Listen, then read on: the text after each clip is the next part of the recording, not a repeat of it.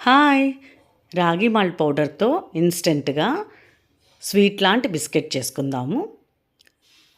దానికి కావాల్సింది 1 కప్ రాగి మాల్ట్ పౌడర్ తీసుకున్నాను. స్టవ్ పైన ఒక కడాయి ఉంచి అందులోకి పౌడర్ వేసి షాలో ఫ్రై చేసుకోవాలండి. మీడియం ఫ్లేమ్‌లో చేసుకోండి. పెద్దగా టైం ఏం తీసుకోదు. 5-10 మినిట్స్ పడుతుంది. ఎందుకంటే ఆల్రెడీ మనకు బయట దొరికే రాగి మాల్ట్ పౌడర్ ప్రాసెస్ చేసి అన్నీ చేసే వాళ్ళు పౌడర్ చేసి ఇచ్చుంటారు. సో జస్ట్ ఒక 5-10 మినిట్స్ షాలో ఫ్రై చేయండి.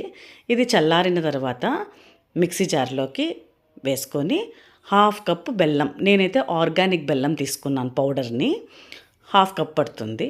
అలా గ్రైండ్ చేసుకున్న పౌడర్ని ఒక బౌల్లోకి తీసుకొని హాఫ్ కప్ నెయ్యి పడుతుంది. అంతా నెయ్యితోనే మనకు బిస్కెట్ లాగా తడుపుకొని, ముద్దలాగా తడుపుకొని బిస్కెట్ చేయడానికి మొత్తం నెయ్యితోనే చేసుకోవాలండి. ఇలా ఫస్ట్‌లో కొద్దిగా మెత్తగా అనిపిస్తుంది. కానీ అది ఒక 5 మినిట్స్ అవ్వంగానే టైట్‌గా, ఫర్మ్‌గా అవుతుంది. మంచిదండి, చాలా హెల్తీకి. పిల్లలకి నెయ్యి, రాగి మాల్ట్ చాలా మంచిది కదా! ఇలా చేసి పెట్టండి.